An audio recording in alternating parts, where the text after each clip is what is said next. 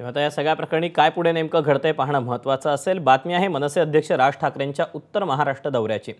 एकेकाळी मनसेच्या ताब्यात असणारा नाशिकचा गड मागच्या निवडणुकीत मनसेला राखता आला नाही, मात्र आता आगामी विधानसभेसाठी मनसेनं कंबर कसली। मनसे अध्यक्ष राज ठाकरेंच्या उपस्थितीत मनसे पदाधिकाऱ्यांची बैठक सुरू आहे।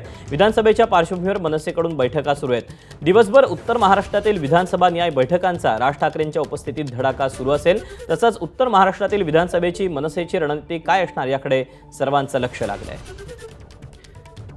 आपण याबद्दलचे अपडेट जाणून घ्या। शुभम बोडके आपल्या सोबत आहे। शुभम, मतदारसंघाचा आढावा राज ठाकरेंच्या माध्यमातून घेतला जातोय।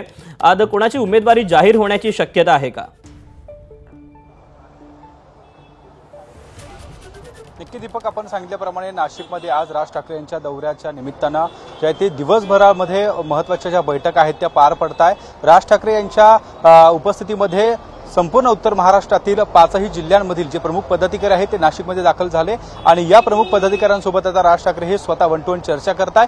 बंद दाराआड या चर्चा सुरू आहे आणि या चर्चेतून आता आगामी विधानसभा निवडणुकीच्या संदर्भातील जी रणनीती आहे ती देखील आता ठरणार आहे। आणि आपण म्हटल्याप्रमाणे आज देखील ज्या महत्त्वाच्या जागा आहेत त्या जागांसंदर्भातील उमेदवार जे आहेत ते देखील या ठिकाणी उपस्थित आहे। इच्छुक उमेदवारांची चर्चा सुरू आहे आणि आज काही उमेदवारांची जी घोषणा आहे ती देखील होण्याची दाट शक्यता आहे। त्याचं कारणही तसंच आहे की नाशिकमध्ये जर आपण बघितलं तर नाशिक हा मनसेचा एकेकाळचा बालेकिल्ला ठरला आणि त्यामुळे नाशिकमधल्या 3ही शहरातील जागा या लढण्यासाठी मनसे इच्छुक आहे आणि मनसेच्या इच्छुक उमेदवारांमध्ये मोठ्या प्रमाणात उत्साह देखील पाहायला मिळतोय। नाशिक शहरामध्ये देखील मनसेचे जे इच्छुक उमेदवार आहे ते देखील आता प्रचारासाठी मैदानात उतरल्याचं पाहायला मिळतं। त्यामुळे नाशिकमधील ज्या महत्त्वाच्या जागा आहेत, नाशिक पूर्व असेल, नाशिक मध्य असेल आणि नाशिक पश्चिम असेल, या 3ही मतदारसंघामध्ये आता राज ठाकरे यांनी उमेदवारांची जी आहे ती चाचपणी केल्यानंतर उमेदवारांची घोषणा किंवा अंतिम जी यादी आहे ती देखील आज तयार होऊ शकते अशी देखील शक्यता वर्तवली जाते। दीपक,